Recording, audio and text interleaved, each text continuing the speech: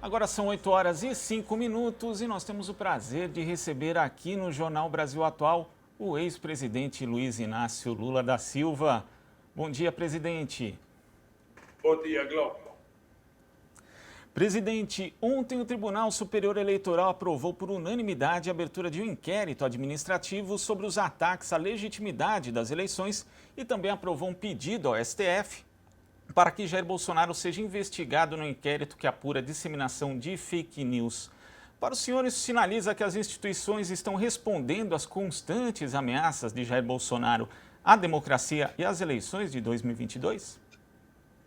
Olha, eu acho que mais grave do que de respeitar as instituições, como o Bolsonaro está fazendo, é o de respeito à sociedade brasileira que o Bolsonaro coloca, sabe, com o seu comportamento totalmente avesso a qualquer seriedade desse país. Ou seja, o Bolsonaro, ele não leva em consideração o desemprego, ele não leva em consideração a fome, ele não leva em consideração o aumento do custo de vida, ele não leva em consideração a situação que o povo está vivendo, o desmantelo que ele fez na questão da ciência e tecnologia nas universidades. E ele fica discutindo coisa que não tem nexo. Ou seja, colocar em xeque a urna eletrônica nesse instante histórico, depois de tantas eleições em que não houve a única prova de um único fato de corrupção, é efetivamente ficar procurando pelo em ovo. Né? Ele faz essas provocações, ele ofende as pessoas, ele agride as pessoas, ele desrespeita as pessoas e ele não governa o país. Você não vê um gesto do Bolsonaro ligado à governança do país. Quem governa o país hoje é o Guedes, do lado, sabe, do desmonte das empresas públicas brasileiras, e o presidente da Câmara. O Bolsonaro, ele prefere ficar passeando de motocicleta, ele prefere ficar ofendendo o Lula, ficar ofendendo o Barroso, ficar ofendendo a Suprema Corte, ficar ofendendo as instituições, os sindicatos, os índios, os sem terra, os negros, as mulheres. É esse o papel dele. Então, eu acho que, ao tomar essa decisão, acho que o Supremo Tribunal Eleitoral começa a fazer um processo de investigação para colocar as coisas no seu devido lugar. O seu Bolsonaro, quando ele foi eleito enganando a sociedade com fake news, ele foi eleito dizendo que ele queria governar o Brasil. E ele tem a obrigação de governar o país e parar de falar bobagem, porque ninguém suporta mais as cretinices que o Bolsonaro utiliza todo santo dia, inclusive com palavras chulas, ofendendo as pessoas. Vamos pegar algumas coisas, Glauco, só para a gente rememorar o descumprimento das coisas que o Bolsonaro disse que ia fazer. O Bolsonaro até agora não deu resposta à questão da pandemia. Ou seja, até agora eu tenho dito que ele tem que ser tratado como genocida, porque mais da metade das pessoas que morreram se deve por conta da irresponsabilidade do governo não comprar vacinas no momento certo e na hora certa, dele não acreditar na vacina, dele tentar a todo momento dizer que o uso da máscara é uma bobagem. Ainda domingo, ele aparece com uma criança de pouco menos de 2 ou 3 anos no colo, sem máscara. Ou seja, tanto o pai que deu a criança irresponsável, como ele é irresponsável em segurar a criança sem máscara. Ele passou um ano receitando cloroquina para as pessoas, quando a ciência já tinha provado que a cloroquina não serve para cuidar do Covid-19. E ele até agora continua com o mesmo discurso, ele continua acreditando, continua chamando as pessoas de covarde, de maricas, que a situação do Brasil está assim porque não deixaram ele cuidar do Brasil. Então, eu penso que as instituições estão agindo corretamente quando começa a ter um processo de cobrança do Bolsonaro de seriedade. O que a sociedade exige de alguém que exerce o cargo de presidente da República é seriedade, é respeito, é tratar as pessoas com o mínimo de respeito e decência, coisa que ele não sabe fazer. Mas vamos ver o seguinte: ele não cuidou da pandemia, ele não cuidou da fome e não cuida da fome. No discurso dele não existe a questão da fome, porque ele sabe que a fome está ligada ao desemprego, está ligada à queda de salário, está ligada ao aumento dos preços de primeira necessidade. Vamos pegar, por exemplo, o arroz, que já subiu quase 50%, o feijão quase 25%, a carne quase 40%, né? As coisas têm subido de forma muito, mas muito, muito descontrolável por parte do governo. Se a gente pegar o aumento mais recente, a gente vai ver que a gasolina subiu desde que ele tomou posse praticamente 73%. Ou seja, ele não tem. Você veja, o gás subiu 57%, a alta do milho chegou a 39%, a 30, foram 92 aumentos, e a gasolina subiu 73%, foram 103 aumentos até agora. Ele não cuida dessas coisas. Então, veja, ele, além de não cuidar das coisas que ele prometeu que ia cuidar, ele não cuida da corrupção, porque até hoje o Queiroz não foi investigado, até hoje todos os processos contra o seu filho são decretados sigilosos por 100 anos. É até uma piada, é até uma piada. Ele protege o Pazuello por 100 anos, seria uma base legal, é um decreto dele, eu quero proteger. Coisa que não se sustenta, porque qualquer presidente vai ter que abrir isso, porque tem lei que regulamenta o que é sigiloso ou não. Não é a vontade do presidente de esconder as suas mazelas.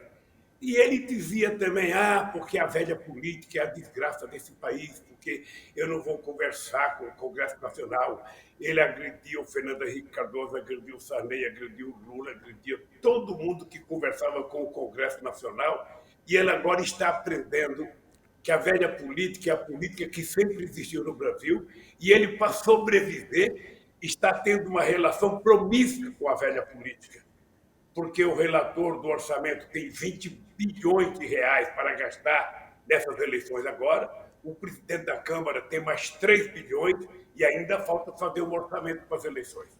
Então, meu caro, eu acho que as instituições estão certo, e o Bolsonaro tem que aprender uma lição. A gente faz política com quem a gente tem, a gente faz política com quem foi eleito, a gente faz política com os partidos que existem e não fala bobagem, a gente governa. Então, é isso que eu gostaria de dizer para você, que as instituições estão no caminho certo para tentar corrigir a insanidade do presidente. Presidente, o senhor citou no início da sua resposta a questão das fake news. O senhor já disputou 5 eleições presidenciais desde 1989 e tem que lidar, mesmo antes das fake news serem chamadas assim, né, com as notícias falsas, com a desinformação, com a boataria contra o senhor. Mas agora a gente tem esquemas muito mais sofisticados de disseminação dessas notícias, inclusive, ao que tudo indica, irrigados com recursos ilegais. O senhor acha que a disseminação de fake news, na verdade, por meio desses esquemas que contam com muitos recursos, podem ser a verdadeira ameaça ao processo eleitoral? Olha, ela já foi. Nós temos que ter em conta que a única eleição que foi roubada, que foi uma farsa, que foi uma mentira, foi a eleição do Bolsonaro. Só tem um candidato a presidente ou um presidente que pode dizer que ganhou a eleição roubada, com base na mentira, com base no medo, foi o Bolsonaro. Tá? Porque todo mundo sabe o que aconteceu com fake news, sabe, nas eleições de 2018. Então ele conhece, ele é especialista em contar mentira. Eu estava vendo esses dias o observatório de uma empresa aí, inclusive também de uma empresa internacional, mostra que o Bolsonaro conta no mínimo 4 mentiras por dia. Você imagina isso em 3 anos, quantas mentiras já se colocaram por dia? E eu acho que é esse o retrato da farsa de uma eleição. Tá? Eu, sinceramente, acho que nós precisamos, aos poucos, ir preparando uma forma de você fazer eleições, tentando evitar que o fake news predomine, como nos Estados Unidos na eleição do Trump e como na eleição do Bolsonaro. A sociedade ela não pode se movimentar, ela não pode agir, sabe, nem socialmente, nem eleitoralmente, a partir das mentiras colocadas no fake news. Eu acho que aos poucos a gente vai aprendendo, a gente vai fiscalizando, a gente vai investigando, a gente vai fazendo uma regulação. As empresas que promovem, sabe, a divulgação disso precisam começar a ter responsabilidade, a serem responsabilizadas, porque não é possível que uma sociedade seja organizada com base na mentira, com base em verdades, com base em boatos. Ou seja, assim você não constrói uma sociedade fraterna, uma sociedade solidária, uma sociedade baseada efetivamente nos valores da seriedade, nos valores, sabe, da paixão, do amor, na construção da paz.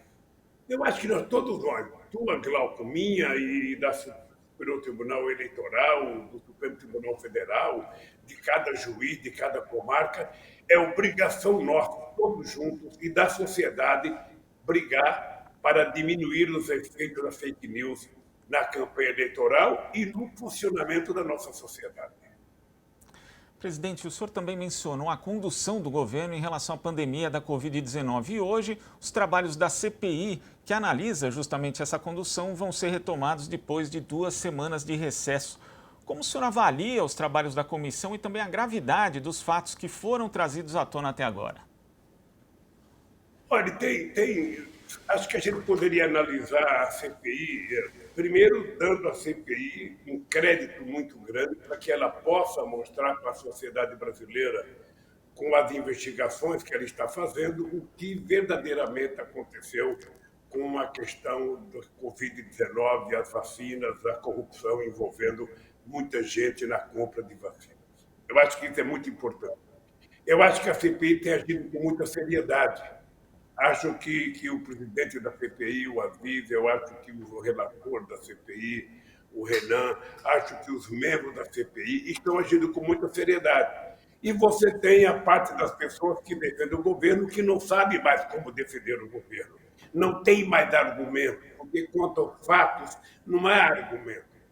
Ou seja, já está provada a quantidade de crimes que foi cometido nessa questão da vacina, crimes que, na verdade, as pessoas precisam ser responsabilizadas por muitas mortes que aconteceram no Brasil. E eu espero que a CPI continue com a mesma seriedade, sabe, investigando todas as pessoas. Acho que a Suprema Corte precisaria dar uma garantia de que não pode haver um suporte para as pessoas que vão mentir na CPI. Não pode. Não pode um cidadão, em nome de se proteger, mentir para 213 milhões de brasileiros. Não é possível que o cidadão tenha a cara de pau de fazer o que o general Pazuello fez, se escondendo atrás do título de general, sabe? Tentando diminuir a sua responsabilidade em toda a falcatrua que houve no Ministério da Saúde. Então, eu acho que a CPI tem que ir a fundo.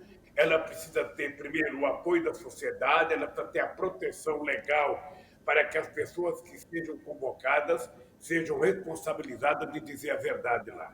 Eu, sinceramente, acho que a CPI vai prestar um bom trabalho à sociedade brasileira para que a gente possa dizer nunca mais a gente vai ter alguém que não entenda de saúde, que não entenda de vacina, nunca mais a gente vai tomar posição sem ouvir a ciência brasileira, sem ouvir os especialistas no Brasil, sem conversar com os governadores, sem conversar com os secretários da saúde, para tomar qualquer atitude. Por isso, eu queria, nesse dia da reabertura da CPI, dar os parabéns à CPI e dizer para o presidente Aziz para ele continuar com muito equilíbrio, com muita serenidade, com muita seriedade, em busca dos fatos verdadeiros.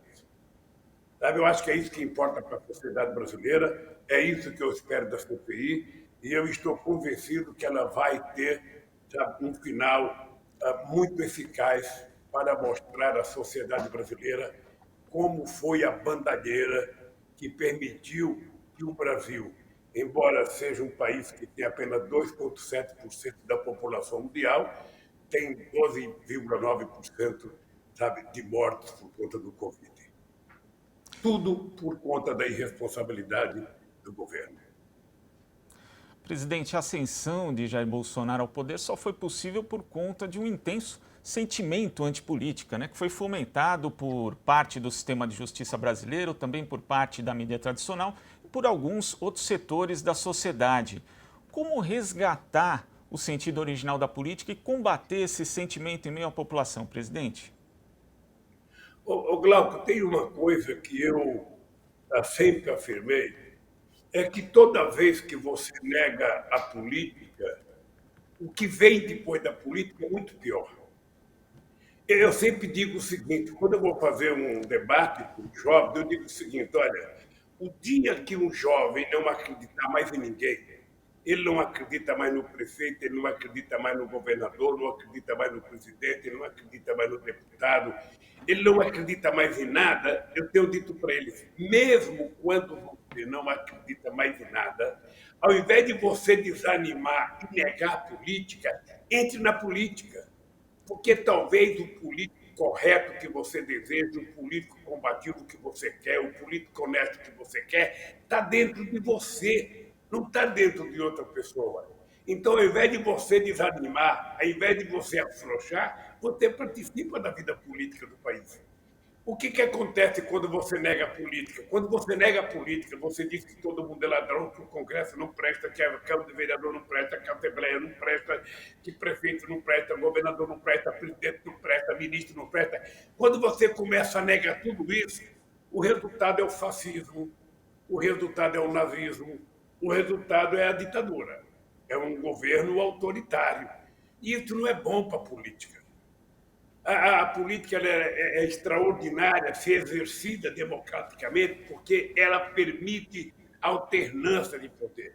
Não apenas a alternância de pessoas, mas a alternância de classes sociais.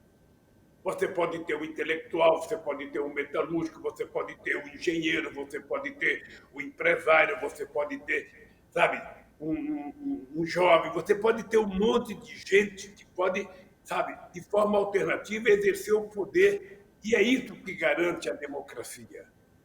É por isso que eu, efetivamente, não nego a política e eu acho que não existe saída para os problemas da sociedade mundial fora da política. Agora, é preciso saber escolher o político, é preciso saber escolher o deputado, é preciso saber escolher o vereador, é preciso saber escolher o prefeito, o governador, o vice-presidente. Por exemplo, você quer uma reforma tributária que o rico pague imposto de renda. Então você não pode votar em rico para ser a maioria do Congresso Nacional. Você quer, sabe, que tenha uma política correta de reforma agrária, tranquila e pacífica, para que as terras improdutivas no Brasil sejam distribuídas de forma justa. Você não pode votar em 300 deputados ruralistas, você tem que votar, sabe, em pessoas que pensem como você. Você não pode votar patrão querendo que ele faça aquilo que o trabalhador deseja. Você não pode votar em banqueiro querendo que ele faça as coisas melhorar para os bancários. Então é o seguinte, nós vamos ter que, daqui para frente, ao se dirigir a urna para votar, a gente vai ter que pensar, contar até 10, saber o que a gente quer, saber quem tem compromisso com você, saber quem está prometendo, sabe? E saber quem já fez aquilo que você deseja. E nunca negar a política. Nunca negar a política. Eu acho que a negação da política feita pela justiça, feita pelos meios de comunicação desse país. As pessoas, de vez em quando, acham que eu estou bravo quando eu falo dos meios de comunicação. Na verdade, é só constatação. É só constatação. Porque eu sou vítima. Hoje, eu acho que eu sou o político em atividade com mais convivência com a imprensa. Desde 1975, quando eu assumi a presidência do Sindicato dos Metalúrgicos do ABC, eu lido com a imprensa.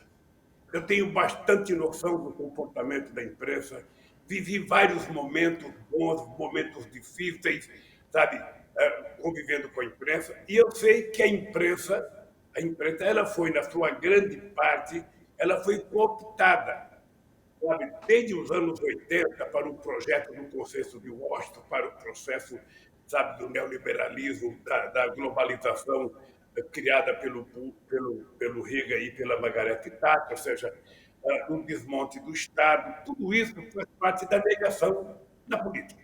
Eu vou te dar um exemplo prático agora. Você não houve a reforma da Previdência, você não via um trabalhador ser chamado num jornal para defender a Previdência. Teve reforma trabalhista, você não via ser chamado um trabalhador para falar contra a reforma trabalhista. Agora tem política tributária, você não ouve falar, os trabalhadores são chamados para dizer o que eles querem, na verdade. Porque se a gente quiser fazer uma política tributária correta, de fazer o Brasil dar certo, nós temos que fazer duas coisas. Uma é colocar o povo no orçamento e a outra é colocar o rico no imposto de renda.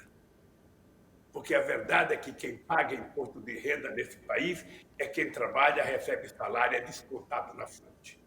Então, eu acho que muitas vezes a imprensa e determinados setores da imprensa não estão muito preocupados com a informação, estão preocupados em passar aquilo que pensa o dono do jornal, o dono da TV, o dono do rádio. Isso não é bom para a democracia e eu acho que todo mundo sabe disso. Eu acho que todo mundo sabe. Então, eu penso que, ao invés de negar a política, é melhor você nominar as pessoas, aqueles que fazem as coisas, aqueles que não fazem. Às vezes, o Congresso Nacional é criticado coletivamente, sem você dizer quem são as pessoas que estão agindo corretamente ou não. Então, eu penso que nós temos que mudar de comportamento para fortalecer a democracia no país.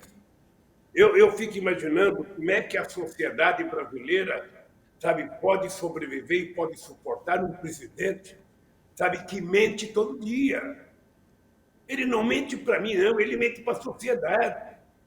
Ele tem, ele tem a pachorra de pegar o avião presidencial e até presidente prudente para fazer uma passeata de motocicleta e não tem a pachorra de visitar um hospital. Ele não tem a pachorra de passar no centro de São Paulo e ver aquelas pessoas dormindo na rua. Ele não faz um debate para discutir a questão do emprego. Então, eu acho que é esse desnível, sabe, de comportamento que vai prejudicando o Brasil. E eu acho que a imprensa tem um papel extraordinário na construção da democracia, na hora que ela informar corretamente. Na hora que ela mente, ela não presta esse serviço. Na hora que ela não informa corretamente, ela não presta esse serviço. Lamentavelmente, isso é uma constatação. Eu digo isso com muita razão, porque eu sei o que é isso, porque vivi na pele o que é o comportamento esdrúxulo de alguns meios de comunicação no Brasil. Mas, de qualquer forma, isso faz parte do jogo democrático. Ao invés da gente ficar chorando, a gente tem que continuar remando, porque nós temos que mudar muito o Brasil. Nós temos que mudar o Brasil e muitas coisas, e fazer uma regulação no meio de comunicação é uma necessidade. Né? Eu digo sempre que a última regulação que nós temos é de 1962, quando a gente ainda vivia no tempo do Código Morse, ou seja, é preciso a gente ter capacidade de pensar um pouco para frente e tentar reconstruir o nosso país e pensar como é que a gente vai reconstruir o Brasil, como é que a gente vai recuperar os investimentos na educação, na ciência e tecnologia, na cultura, para gerar emprego, oportunidade de trabalho para todo mundo. É possível, eu acredito nisso, e pode ficar certo, Glauco, que eu dedico quase todo o meu tempo pensando como juntar gente para que a gente resolva os problemas do Brasil. Eu acho que, por exemplo, Glauco, hoje você terá que ter muita habilidade para juntar os empresários, para juntar os trabalhadores, para juntar as universidades, sabe, para juntar as pessoas que pensam no Brasil para encontrar uma solução para o Brasil. Não tem mágica, não tem um homem que possa fazer isso, não tem um partido que possa fazer isso. É, na verdade, um conjunto de pessoas na sociedade, sabe, que querem bem ao Brasil, que gostam do Brasil, que acreditam que o Brasil pode dar um salto de qualidade. Você tem que juntar essa gente toda e começar a discutir que Brasil que a gente quer para a próxima década. Porque o Brasil que nós começamos a construir em 2002 foi destruído com o golpe de 2016. Prometeram muitas coisas para o povo, dizendo que o problema era o PT e a Dilma, e agora as pessoas estão percebendo que o problema não era o PT nem a Dilma. O problema é que tem uma parte da elite brasileira que não se conformou com as políticas de inclusões sociais que nós colocamos em prática no Brasil. E, presidente, sobre aquilo que foi prometido, nós tivemos a reforma trabalhista completando agora 4 anos e na sua elaboração, quando ela foi implementada, falavam em gerar 2, 4, até 6 milhões de empregos e modernizar as relações trabalhistas, mas o que a gente vê hoje é o desemprego em patamares elevadíssimos e também a precarização do trabalho. Caso o senhor, o PT, vença as eleições presidenciais de 2022, a reversão dessa reforma ou de parte dela vai ser uma das prioridades? Não, veja, nós vamos ter que rediscutir, Glauco, a questão do povo brasileiro e a questão do trabalhador. O trabalhador ele precisa de uma certa segurança. O trabalhador ele tem que ter direito a um processo de seguridade social e ele não pode ficar com o trabalho informal. Ele não pode ficar com o trabalho que não dê a ele nenhuma garantia em momento de infortúnio. A promessa que eles fizeram, ou seja, aquelas bobagens de criar carteira verde e amarela, aquelas bobagens de todo mundo vai ser pequeno empreendedor, ou seja, na verdade, o que eles queriam era fazer com que o trabalhador perdesse a garantia que tinha no emprego, perdesse o seu compromisso, sabe, de ser tratado de forma civilizada pelos empresários na hora da contratação, de ter uma carteira assinada, de ter umas férias, de ter um 13º, de ter um processo de seguridade, de assistência médica, assistência à saúde. Eles, na verdade, o que eles queriam era se livrar disso. Eu participei de muitos debates em que as pessoas colocavam como custo Brasil as férias, colocavam como custo Brasil o 13º, colocavam como custo Brasil o aumento de salário do trabalhador. E é indescritível, porque você compara um trabalhador brasileiro com um trabalhador alemão, o trabalhador alemão ganha por hora 4 vezes mais do que ganha o seu similar aqui no Brasil. E nem por isso você vê a Alemanha dizer que é o custo da Alemanha, você vê os empresários alemães se queixar. Mas aqui no Brasil, ou seja, tudo é jogado em cima das costas das poucas conquistas que os trabalhadores fizeram. Então, por exemplo, quando vejo o ministro da Economia falar dos empregos no CAGED, e eu acho, Glauco, que a imprensa poderia cobrar que tipo de emprego é esse. Porque no meu tempo, o CAGED, a gente media assim, as empresas contratam 1.000 e dispensam 500, ou contrata 1.000 e dispensa 1.200. Então, a gente fazia no final do ano, ou no final de cada trimestre, a gente fazia a diferença entre as contratações e as demissões, e ali a gente colocava quantos empregos tinham sido gerados. Mas eles desmontaram isso, não é mais assim hoje. Então, eu gostaria de saber que tipo de emprego que eles falam, quando fala que o CAGED disse que se criou 1,5 milhão de empregos no primeiro semestre. Eu queria saber que tipo de emprego. Então, eu acho que vocês da imprensa poderiam ir atrás para saber que tipo de emprego, se é trabalho intermitente, se é o trabalho de aplicativos, para saber que tipo de é. Porque aquela coisa que nós fazíamos com amostragem de contratados e demitidos não existe mais. Então, eu queria saber do que eles estão falando. Então, tanto, sabe, as centrais sindicais podem ir atrás para saber de que emprego eles estão falando, porque o que nós temos noção é que o desemprego está campeando nas indústrias brasileiras. Sabe? Há, por exemplo, quase 15 milhões de desempregados nesse país, há 6 milhões que desistiram de procurar emprego, 34 milhões estão na informalidade e mais 33 milhões de trabalhadores estão subutilizados. Pessoas que estão fazendo bico, pessoas que estão fazendo, antigamente a gente chamava de biscate. Vocês estão fazendo apenas funções muito aquém daquilo que eles podem fazer.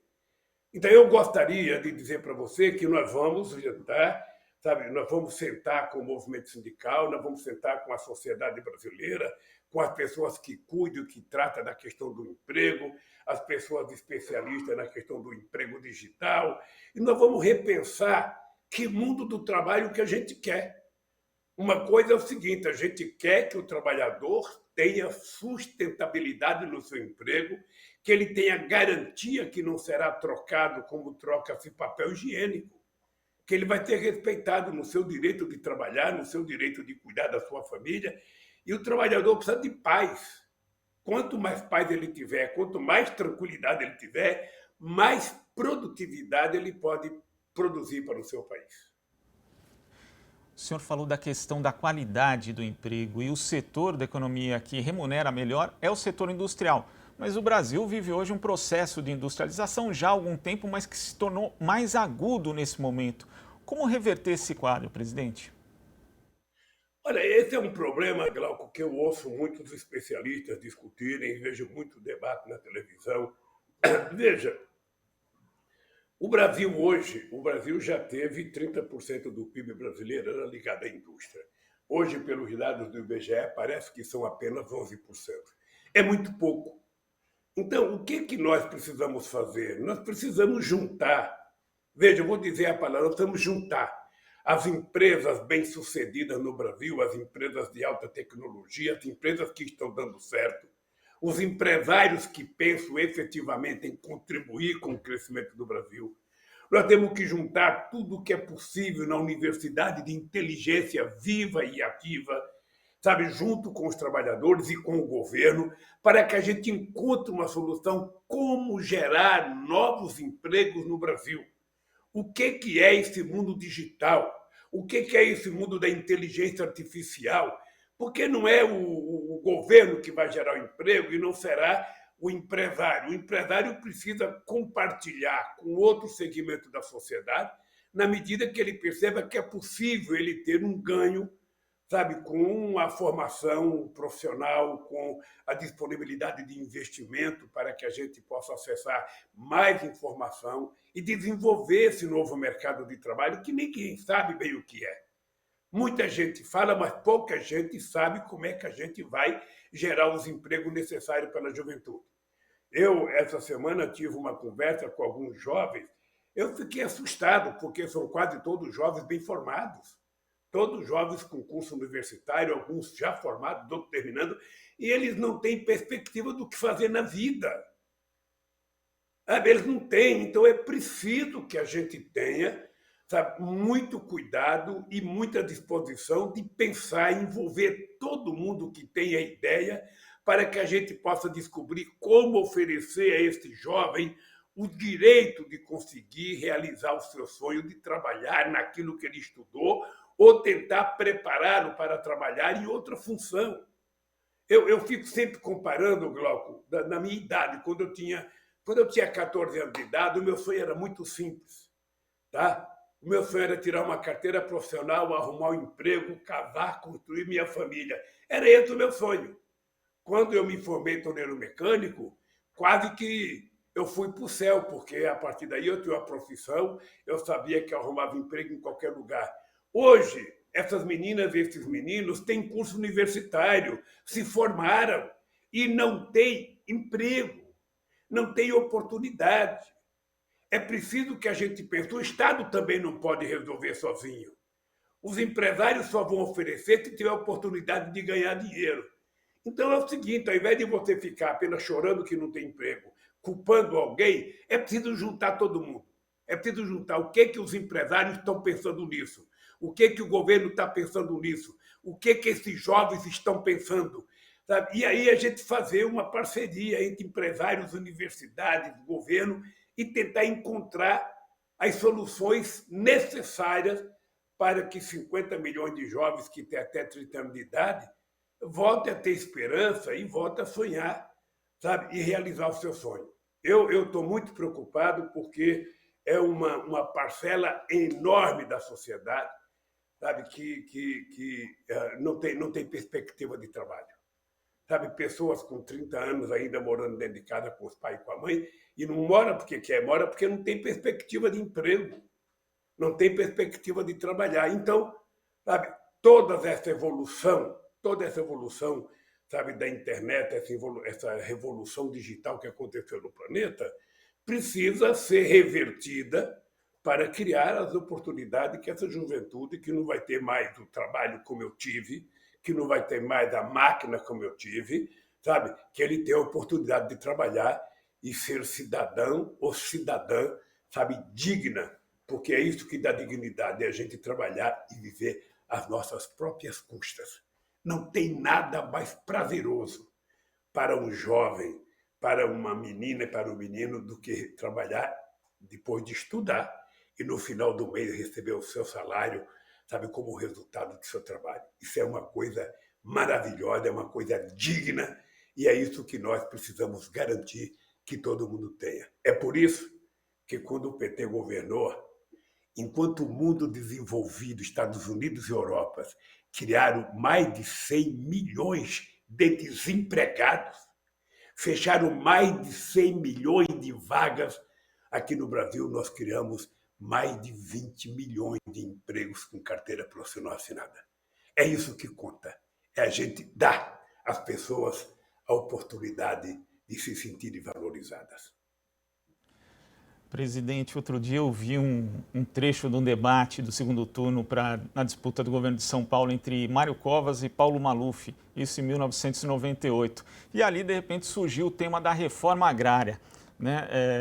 O Covas defendendo ali, dizendo que iria fazer a reforma agrária no estado de São Paulo, e o Maluf também defendendo, só que, obviamente, falando ali do que ele chamava de invasão, que ele era contra, mas também fazendo a defesa da reforma agrária. Hoje eu fico pensando no partido, dos dois, né, o PP e o PSDB, você não consegue mais achar alguém que defenda a reforma agrária, né, dessa forma, e também, mesmo na esquerda, isso acabou sendo um pouco deixado de lado, né, em parte. Com a volta da fome, o aumento da desigualdade e da pobreza no campo, a inflação dos alimentos, o senhor acredita que a reforma agrária deve ser priorizada de novo no debate político brasileiro? Olha, eu acho que a gente não pode discutir no Brasil a reforma agrária hoje como você discutia há 30, 40 anos atrás, até porque houve mudança na qualidade da produção agrícola, tanto para o pequeno como o grande nesse país. O dado concreto é que nós não temos fome hoje por falta de produção de alimento. O mundo produz mais alimentos do que a sociedade precisa. Acontece que uma parte desse alimento é perdido entre o local de produção e o local de consumo, e uma outra parte deixa de ser consumida porque o povo não tem dinheiro. O dado concreto é isso. Se o povo tivesse dinheiro, ele poderia estar comprando o alimento necessário. Veja que no tempo que eu fui presidente da República, a gente fez com que a Conab funcionasse com a capacidade de ser uma entidade que fizesse estoque regulador. Ou seja, quando você tinha excesso de produção, você comprava produtos, sabe, e guardava na Conab. Quando você tinha baixa produção, que aumentava muito o preço, você então liberava aqueles produtos da Conab para equilibrar o preço, sabe? E funcionou maravilhosamente bem. Agora você não tem mais o mercado regulador. A Conab não faz mais esse papel porque o atual governo despreza. Acho que ele nem sabe. Acho que ele nem sabe o que é segurança alimentar, acho que ele nem sabe o que é estoque regulador, porque isso não está sendo processado pela massa encefálica da cabeça do presidente, que deve ter distúrbio. Só pode ter, porque ele não se incomoda em discutir o tema da fome. Ele não se incomoda em discutir o tema da reforma agrária, ou seja, reforma agrária para ele é um cidadão com fuzil matando o outro, quando, na verdade, a reforma agrária era para fazer de forma justa a distribuição das terras improdutivas nesse país, para que todas as pessoas pudessem produzir, quem quisesse produzir no campo, que fosse produzir no campo. Isso foi vendido como se fosse uma coisa maléfica para o país, quando, na verdade, foi uma coisa benéfica em todos os países do mundo. E eu digo sempre, Glauco, que é plenamente possível, sabe, compatibilizar a convivência do agronegócio com a agricultura familiar. O agronegócio tem a sua importância, a agricultura familiar tem a sua importância. Ou seja, quem gosta de estimular o ódio entre as duas, sabe, tem que responder por que gosta de estimular o ódio quando poderia viver tranquilamente. A agricultura familiar é responsável pela produção de quase 70% do alimento que vai na mesa do trabalhador, e o agronegócio tem uma importância de produzir, sabe, em grandes quantidades para exportação, para fazer comida para frango, para gado, para animais, ou seja, é compatível, sabe, é compatível as duas culturas sobreviverem. Eu acho que no Brasil nós ainda temos espaço para fazer reforma agrária, para oferecer oportunidade das pessoas que querem trabalhar, e uma reforma agrária que você leva em conta o seguinte: a pessoa tem que ter a terra, as pessoas têm que ter assistência técnica e as pessoas precisam ter uma certa mobilidade para que o governo possa garantir que aquilo que a pessoa produziu ela vai vender. Você está lembrado que quando nós éramos governo, nós aprovamos uma lei que 30% da merenda escolar fosse comprado pelos prefeitos, pelos produtores locais, sabe, para que a gente pudesse dinamizar a agricultura local. Até era uma coisa importante, nós criamos um PAA, que era para garantir a compra de alimentos e, se fosse necessário, até distribuir esse alimento de graça nas escolas.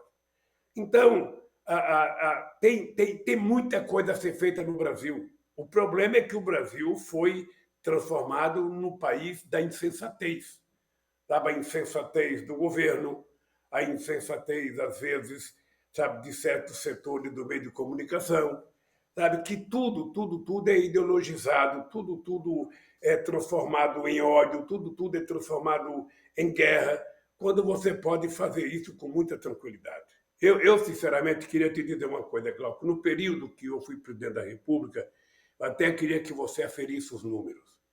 Ou seja, no governo do PT, nós disponibilizamos para a reforma agrária o equivalente a 52 milhões de hectares de terra. Se eu não me falha a memória, esses 252 milhões de hectares de terra significa 51% de tudo que foi disponibilizado para a reforma agrária desde que o Brasil foi descoberto. Como você é um jornalista bem informado, você pode até pesquisar no INCRA, você pode conversar com o Patrus Anania, que foi ministro, talvez com a Tereza Campeiro, você pode conversar, sabe, com qualquer pessoa, que você vai perceber que nós disponibilizamos uma quantidade enorme de terra, porque nós achávamos que era possível fazer isso sem ódio, apenas cumprindo a Constituição. Não precisa fazer disso, sabe, o símbolo de guerra, como faz o atual governo, sabe, que faz questão de liberar a venda de arma para que cada fazendeiro tenha dentro da sua casa um verdadeiro arsenal para enfrentar o sem terra. Quando, na verdade, isso pode ser feito tranquilamente, você fazer o levantamento da terra disponibilizada, das terras da União que o governo não precisa, e você pode fazer tranquilamente a reforma agrária, porque na Constituição está dizendo que a gente tem que comprar terra. E isso nós fizemos muito bem, e eu duvido que os fazendeiros se queixem, sabe, de que em algum momento não foi pago as terras disponibilizadas para a reforma agrária. O problema é que no Brasil você tem que fazer as coisas sempre com muito cuidado, com muito carinho, não permitindo que o ódio permeie qualquer decisão sua. E isso pode ser feito sentado numa mesa de negociação. Ô, Glauco, eu digo sempre o seguinte, cara, eu, quando criei o Conselho de Desenvolvimento, sabe, econômico e social, que tinha lá os grandes empresários, os principais dirigentes sindicais, tinha as igrejas, tinha uma representação muito forte da sociedade, é porque eu tinha na cabeça que o Brasil não era meu. E eu tinha na cabeça que eu não era dono do Brasil. Eu só tinha que governar o Brasil porque eu tinha recebido um mandato da sociedade brasileira e que, portanto, eu tinha que governar para todo mundo. Mas governar de fato para todo mundo significa governar para o grande e para o pequeno. É por isso que no nosso governo, você vai ver os dados, vai perceber que foi a primeira vez que os 10% mais pobres tiveram um ganho mais alto do que os mais ricos, ou seja, 15% a mais na distribuição da chamada riqueza. Obviamente que é pouco, porque quem é rico, sabe, o pouco do rico é sempre muito.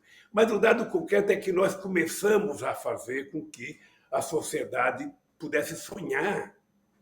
E é possível fazer isso, sabe, sem ninguém se alvorar em dono. Eu não quero ser dono, eu não quero ser o ditador. Não é porque eu sou presidente que eu sento na mesa, chamo o meu advogado, chamo o meu ministro e faço o decreto que eu quero, a medida provisória que eu quero. Não. Vamos discutir com a sociedade o que é importante fazer para esse país voltar a ter prestígio internacional. O que é importante a gente fazer para que esse país possa ter prestígio internacional de fato e de direito.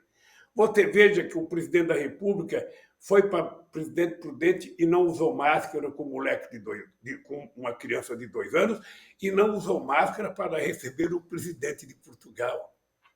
É a insensatez. sabe, governando esse país. E eu acho que nós temos condições de mudar esse jogo e de fazer as coisas que tem que acontecer. Nós precisamos de muita coisa na área urbana, muita coisa na área rural, muita coisa na cultura. O que eles fizeram de desmonte na cultura, ô Glauco, não tem explicação. Não tem. Eu estava lendo aqui e cheguei a trazer aqui para te mostrar o que nós fizemos na cultura. Nós fizemos muita coisa na cultura, mas muita coisa. Sabe? Só para você ter ideia, eu estava lendo aqui, eu falei, eu vou ler para o Glauco essa coisa de cultura. Sabe? Nós construímos o Plano Nacional de Cultura, inserimos o Sistema Nacional de Cultura na Constituição, programas como o Brasil Plural, Revelando o Brasil, documento de TV Brasil de todas as telas, mais cultura nas escolas, mais cultura nas universidades e o Cultura Viva, foram programas que se tornaram referências nacionais, além dos pontos de cultura, sabe, criado pelo nosso querido ministro Gilberto Gil e o Juca Ferreira. Ou seja, tudo isso foi desmontado. A quantidade de investimento que a gente fazia na pesquisa nesse país foi desmontado. Ou seja, tudo foi desmontado, tudo, tudo. Então, eu acho, Glauco, que pensar em reconstruir esse país, sabe, sem ódio, sem rancor, sem mágoa e sem bravata. E sem bravata, porque não adianta você ficar dizendo que tem mágica. Não existe mágica. Existe bom senso. Existe seriedade, existe credibilidade, e é assim que a gente tem que se comportar para poder tentar resolver os problemas do nosso querido Brasil. Presidente, o senhor ficou preso por 580 dias por conta de um processo com evidentes provas de perseguição político-jurídica, o chamado lawfare, e agora com um juiz reconhecidamente suspeito pela Justiça. Mas o Brasil também teve outras prisões recentemente com características de perseguição política, como é o caso do entregador de aplicativo Paulo Roberto da Silva Lima, o Galo, que ainda está preso. Também tivemos o caso do ativista Rodrigo Pilha, da Preta Ferreira e de outras lideranças de movimentos. E além desse tipo de prisão, o Brasil tem hoje a terceira maior população carcerária do mundo, com pessoas presas injustamente, parte delas por crimes não violentos e ao menos um terço sem ter sequer uma sentença condenatória. E a gente sabe que a maioria dos presos são jovens, pretos e pobres. Como enfrentar, presidente, essa questão da seletividade judicial e essa lógica do encarceramento em massa no Brasil?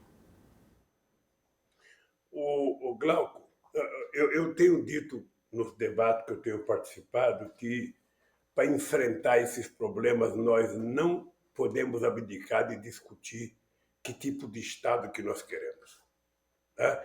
Vou primeiro falar da prisão do Galo. A prisão do Galo, veja, ela foi não só equivocada, precipitada, ou seja, me parece que alguém queria mostrar serviço, sabe? Quando, na verdade, o Galo não deveria ter sido preso por ter queimado aquela estátua. Se aquela estátua tem um valor patrimonial, um valor cultural para Santo Amaro, para a cidade de São Paulo, que se abra uma discussão, sabe? E você possa até fazer uma crítica ao comportamento do Galo. O que você não pode é deixar de discutir e achar que a solução é prender. A solução não é prender.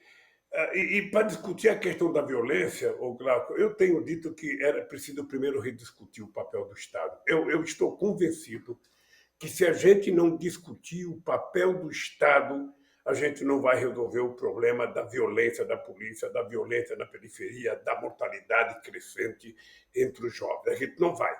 É preciso a gente definir o papel do Estado e saber o seguinte: o Estado está cumprindo com as suas funções sociais.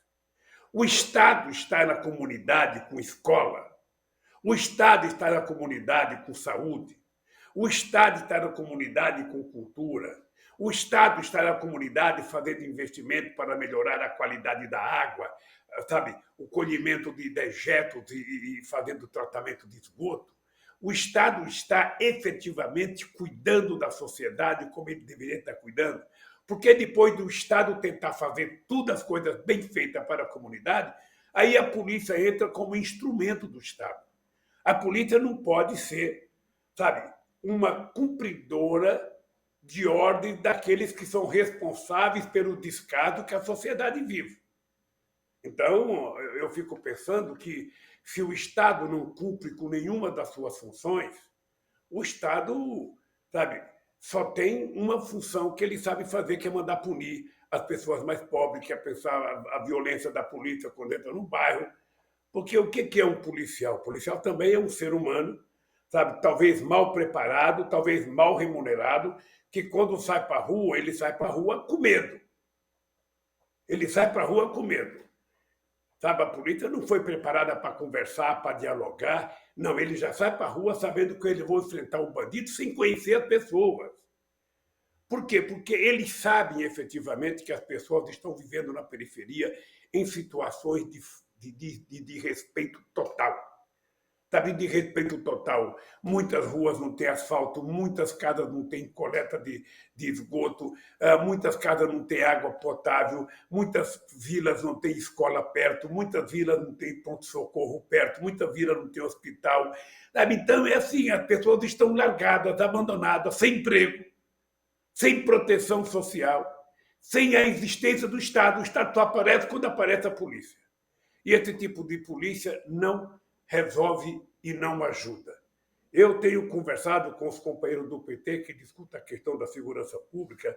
Tem gente muito importante discutindo isso, tem gente envolvida, sabe? Tem gente que tem experiência na política, tem ex-policiais, advogados, delegados, ou seja, pessoas muito competentes. Eu tenho tentado mostrar para ele que se a gente ficar discutindo só a intervenção da polícia, sem discutir a intervenção do Estado antes da polícia, a gente terá mais dificuldade de resolver esse problema. Então, aquele negócio, a violência gera violência. Vamos gerar bem-estar social. Vamos fazer com que nas comunidades as pessoas sejam tratadas com respeito, que as pessoas tenham o direito de viver dignamente, que as pessoas tenham as ruas iluminadas, que as pessoas tenham água dedicada, que as pessoas tenham coleta de esgoto, que as pessoas tenham investimento em cultura, que as pessoas tenham possibilidade de trabalhar, uma boa educação, sabe? Vamos, áreas de lazer para a juventude brincar, para a juventude gastar energia. Se você não fizer isso, fica muito mais difícil a gente tentar resolver o problema da violência em todo e qualquer estado brasileiro. Sabe? A polícia, quando sai para a rua, ela não sai para resolver. Ela sai para a rua já sabendo que ela tem que enfrentar o inimigo, quando, na verdade, a pessoa pode não ser o inimigo. A pessoa pode ser transformada no inimigo na manchete de jornal. A história está cheia de casos em que se inventam determinadas violências para se justificar a violência da polícia. E eu acho que a polícia, necessariamente, não tem que ser violenta. É possível criar uma polícia cidadã? Na hora que você fizer as coisas que o Estado tem que fazer antes. Na hora que o Estado der condições das pessoas viverem bem, viverem melhor, sabe? E com muito mais tranquilidade. Eu acho que está faltando um pouco isso. Está faltando um pouco isso, sabe? Se você não for numa comunidade e ver como é que as pessoas vivem, fica muito difícil você resolver os problemas. Fica muito difícil resolver. Não é de dentro do palácio que um governador, que um prefeito, que um presidente vão resolver esses problemas. Eu sinceramente, quero aproveitar esse período todo, até o ano que vem, e fazer uma grande discussão sobre o papel do Estado. O que uma prefeitura pode fazer, o que um governo do Estado pode fazer e o que o presidente da República pode fazer. Os três juntos, trabalhando juntos, poderão, quem sabe, encontrar uma solução para que a gente possa minorar a violência e melhorar a relação, o tratamento do Estado, mesmo o Estado da polícia, com a sociedade brasileira. Porque a sociedade, quando vê um policial, na verdade, muita gente vê um inimigo, muita gente vê a sociedade não confia, porque a experiência mostra que é difícil confiar. Então, como resolver isso, eu acho que ninguém tem pronto na cabeça. Eu acho que é preciso que a gente construir, rediscutindo e repensando o papel do Estado brasileiro na relação com a sociedade. Agora, presidente, a busca por todas essas soluções passa necessariamente pelo Congresso Nacional. E nas últimas eleições nós tivemos aí diversos parlamentares ligados à extrema-direita chegando à Câmara dos Deputados, também ao Senado, muitos deles inclusive impulsionados por esquemas de disparo em massa no WhatsApp. Para as próximas eleições, presidente, o PT já tem definido uma estratégia para as eleições parlamentares? Serão os puxadores de voto ali que colocarão as suas candidaturas? O partido vai apostar na renovação? Existe já alguma estratégia traçada, presidente? O Glauco, o PT está discutindo isso. O PT, obviamente que eu acho que todos os partidos discutem isso. Quando você conversa com o presidente de um partido como o Kassab, você percebe que ele está pensando na bancada que ele vai eleger. Quando você conversa com um partido como o PL, você percebe que eles estão pensando como vão eleger uma grande bancada. Quando você conversa com o PMDB, é a mesma coisa. Quando você conversa com o DEM, é a mesma coisa. O PT precisa se preocupar com isso também. O PT precisa discutir, sabe, que a gente precisa ter uma bancada mais representativa e os partidos de esquerda também.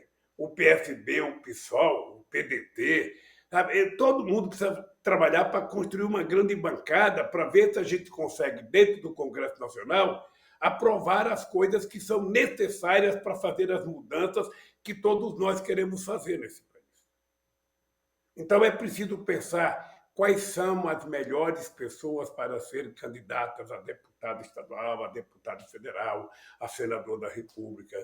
Sabe? Você, se puder construir alianças, sabe, com partidos políticos, você não precisa ter um candidato a governador em cada estado, você pode compor uma chapa. O que é importante é as pessoas o PT pegar as pessoas que têm condições de se eleger e lançar como candidato. A nossa presidenta Gleice está discutindo isso, nós temos um grupo de trabalho no PT pensando nisso, e nós temos que levar muito, mas muito a sério o Congresso Nacional. Ou seja, não adianta a gente ficar falando em reforma agrária e depois a gente eleger 2 sem terra para deputado e 380 membros de uma bancada ruralista. Não adianta a gente ficar falando na reforma trabalhista que a gente quer, depois você elege 2 trabalhadores lá e 300 empresários. Assim você não vai fazer nunca. Você não vai fazer nunca. E o que é grave é que, às vezes, os empresários não aparecem na propaganda como empresário. Sabe? O fazendeiro, muitas vezes, não aparece na propaganda como fazendeiro, para ficar mais fácil as pessoas definir. Às vezes as pessoas aparecem como médico, às vezes as pessoas aparecem como advogado, sabe? Mas nunca aparece lá fazendeiro, nunca aparece. Então, é preciso que a gente pense na bancada. E o PT, fazia tempo que eu não vi o PT discutir com a seriedade que está discutindo a eleição para a Câmara dos Deputados e para o Senado. O que eu acho que é um avanço para o PT, e eu acho que o PT poderá colher bons frutos, sobretudo no momento em que tem muitos partidos que não querem lançar candidato a presidente, porque lançar candidato a presidente agora você vai utilizar o fundo eleitoral e muitos partidos acham que o dinheiro do fundo eleitoral é para eleger deputado. Então, as pessoas preferem não ter candidato majoritário. E isso dificulta muito. Por isso é que você vê tanta discussão, quem é que vai ser candidato a presidente, quem é que vai ser a terceira via. Você tem 32 candidatos, você tem 32 partidos funcionando no Congresso Nacional. Era normal que o Brasil tivesse 32 candidatos a presidente. Cada partido lançar um candidato. Era possível ter 10 candidatos, era possível ter 5 candidatos. Nós já tivemos isso no Brasil. Quando eu fui candidato em 89, eu disputei com o doutor Ulisses Guimarães, com o doutor Leonel de Moura Brizola, com o doutor Aureliano Chaves, com o doutor Paulo Maluf, com o doutor Afif, com o doutor Mário Covas, com o doutor Roberto Freire, com o doutor Onéas e com o doutor Collor. Eu era o único metalúrgico que eu disputei com essa gente, eu fui para o segundo turno. Então, é muito importante que a gente leve mais a sério as eleições, sabe? Enquanto expectativa não de eleger o presidente ou o governador, mas de eleger também deputados e senadores. Porque é lá que o bicho pega. É lá que a gente aprova o orçamento. É lá que a gente aprova as medidas que podem favorecer o povo brasileiro. É lá que a gente começa a fazer as grandes transformações, inclusive, sabe? A tal da nossa tão sonhada reforma tributária, que agora eu estou dizendo, sabe? O jeito de você recuperar o Brasil é esse. Você colocar o povo pobre no orçamento da União e colocar o povo rico dentro do imposto de renda. Quando você fizer isso, você está fazendo uma coisa chamada distribuição de riqueza. Não é só distribuição de renda, é distribuição de riqueza, porque você está fazendo com que o rico, pela primeira vez, possa pagar os impostos devido, sabe, como se paga em todo mundo desenvolvido. Presidente, nós já estamos chegando aqui ao final da entrevista, mas eu não posso deixar de fazer uma pergunta para o senhor a respeito de Olimpíada. O senhor que é praticante de atividade física, também gosta de esportes. O que mais chamou a atenção do senhor nesses Jogos Olímpicos de Tóquio e como o senhor avalia o desempenho do Brasil?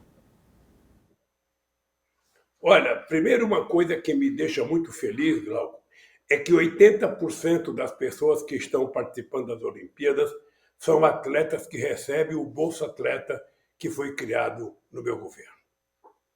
Porque eu sempre tive em mente que era importante que, se uma empresa privada não quer financiar um atleta porque ele ainda não é famoso, cabe ao Estado, que precisa daquele atleta para bem mostrar a imagem do país que essa pessoa representa, cabe ao Estado financiar essa pessoa. Muitas vezes um atleta não tem um tênis para treinar, não tem uma quadra para treinar, não tem uma pista para correr, sabe? Não tem um ringue para treinar luta. Então, cabe ao Estado tentar proporcionar que essas pessoas possam ter oportunidade. Até que essas pessoas fiquem famosas e, quando elas ficarem famosas, vão ter patrocínio. Né? Porque antes de ficarem famosas, você não encontra patrocínio nem para pagar um lanche para essas pessoas. Então, eu tenho orgulho de ter criado o Bolsa Atleta. Segundo, eu fico triste porque eu sempre espero mais do Brasil, eu sempre fico torcendo para que o Brasil possa mais. Quando nós conquistamos as Olimpíadas em 2008, em Copenhague, para trazer para o Brasil, eu tive reuniões com os dirigentes de todas as categorias que participam das Olimpíadas, mostrando para eles que em 8 anos a gente poderia preparar muita gente para participar das Olimpíadas, muita gente, quem gosta de tênis de mesa, quem gosta de ping-pong, quem gosta de boxe, quem gosta de judô, quem gosta de basquete, ou seja, era possível em 8 anos você criar novos atletas. Sabe, lamentavelmente a gente não fez. Lamentavelmente, eu acho que no Brasil não foi cuidado com o carinho que deveria cuidar. Então, eu fico feliz quando a gente tem uma menininha como aquela do skate, eu fico feliz quando a gente tem uma Rebeca, eu fico feliz quando a gente tem alguns atletas que, mesmo não ganhando medalha, sabe, a gente tem que valorizar porque eles foram lá, fizeram esforço e não ganharam porque tinha outros mais preparados, outros em melhores condições e ganharam. Né? Porque a gente também só se lembra com as pessoas quando ganha ouro, quando perde a gente não se lembra. É preciso lembrar do esforço imensurável que as pessoas fizeram para chegar lá. Ninguém chega lá de graça, sabe? E para ganhar uma medalha é muito mais esforço ainda. Então eu fico feliz com a participação do Brasil, gostaria que fosse maior, gostaria que a gente tivesse mais atleta, gostaria que a gente tivesse mais medalha, sabe? Mas nós temos que aceitar a nossa realidade. Sabe? Lamentavelmente, hoje eu estou feliz porque o futebol, sabe, vai para a final. Estou feliz porque, sabe, o nosso lutador de boxe ganhou medalha de bronze. Estou triste porque o pessoal da canoagem não conseguiu a medalha de ouro. Mas eu acho que tem outras pessoas que se esforçaram muito, que ganharam. Sabe? E mesmo aqui não ganharam, merece o nosso respeito. Eu espero que o Brasil leve mais a sério essa questão do esporte, o significado do esporte. Sabe? É preciso fazer mais investimento nas universidades, é preciso fazer mais investimento na sociedade, é preciso que os clubes de futebol que ganham dinheiro, sabe, pensem mais na formação de outros atletas. É preciso que o dinheiro da loteria seja canalizado um pouco mais para que a gente possa financiar o surgimento, sabe, de novos premiados ou de novos participantes das Olimpíadas. Eu estou feliz, não tanto quanto eu gostaria de estar, mas eu estou feliz porque é sempre gratificante ver as pessoas com o uniforme do Brasil participando de uma disputa a nível internacional. E Olimpíadas, assim como Copa do Mundo, presidente, são eventos mobilizadores, né? As pessoas se unem para torcer pelo Brasil e é importante também essa energia mobilizadora, né?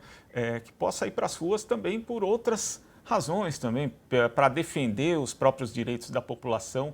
Seria interessante também usar essa energia para lutar pelos direitos, para lutar por uma vida melhor também, presidente.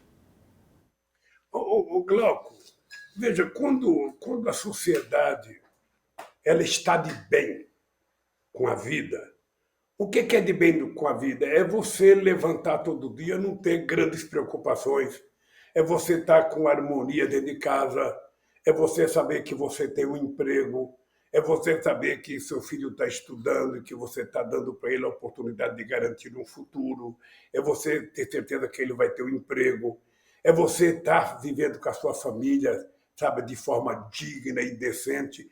É isso que torna o país saudável, sabe? Quando as pessoas percebem que o país está sendo governado para todos, quando as pessoas percebem que o Brasil está dando certo, todo mundo fica feliz. Nós estamos vivendo num momento muito triste do Brasil. Primeiro porque ainda está morrendo 1.000 pessoas por dia, mais de 1.000 pessoas por dia. A gente não tem certeza dessa segunda cepa que vai vir aí, essa cepa da Índia. A gente não tem certeza. O que a gente está vendo de notícia é que os Estados Unidos, sabe, está tentando voltar a usar máscara. O que a gente está sabendo é que o Reino Unido também está voltando a ter mais cuidado. Ou seja, a Índia já teve também mais de 1 milhão de pessoas que estão hoje praticamente, eu diria, isoladas. Sabe? Então, nós precisamos sempre tomar cuidado. O cuidado que eu digo sempre é o seguinte, olha, gente, a gente tem que continuar utilizando máscara, gente, a gente tem que tomar vacina, quem não tomou ainda, que tiver vacina para tomar, e a gente precisa evitar aglomeração. Esses são os cuidados pensando em você. Você não está fazendo um favor para mim, você está fazendo um favor para você. Porque a hora que você pegar, quem vai ser entubado vai ser você, quem vai sofrer vai ser a sua família. Então é preciso que as pessoas levem em conta isso. E a sociedade não está feliz também por conta disso, né? Eu tô dentro de casa desde março do ano passado, sabe? Não é brincadeira, não é brincadeira. Realmente, eu acho que as crianças sofreram, agora voltaram para a escola, vão ver se está tudo direitinho. Eu acho que ficar com criança presa dentro de casa é muito ruim. Acho que a família presa dentro de casa sempre gera um conflito, uma discussão a mais. Ou seja, então é preciso que nesse momento a gente tenha muita paciência, muita paciência, e que a gente pense que é possível recuperar esse país. Esse país pode e deve voltar a ser feliz. Esse país pode e deve voltar a dar aos seus filhos as oportunidades que eles precisam. E esse país não precisa de um presidente mentiroso. Esse país precisa de um presidente que tenha a coragem de olhar na cara do povo e, antes de falar mal para os outros, olhar para o seu próprio rabo. Porque aí ele vai perceber, sabe, que ele não tem moral de falar de ninguém nesse país. No mais, Glauco, a vida que segue, meu caro. No mais é o seguinte, você não conseguirá fazer nada se você não tiver muita vontade, muito humor, sabe, muito desprendimento. Eu estou, nesse momento, disposto, comprometido a ajudar que a democracia volte a reinar no nosso país. Sabe, que o Brasil vá para a urna em 2022, que o Brasil escolha quem quiser escolher para ser presidente da República. Tem muita gente nesse país boa, só não pode escolher um genocida outra vez. Presidente, queria agradecer demais a sua participação aqui no Jornal Brasil Atual e volte mais vezes ao nosso programa. Até a próxima. Glauco, um grande abraço, querido, um abraço aos ouvintes da Rádio Brasil Atual e até a próxima oportunidade. Até. Conversamos aqui com o ex-presidente Luiz Inácio Lula da Silva. Você está ouvindo Jornal Brasil Atual. As notícias que os outros não dão.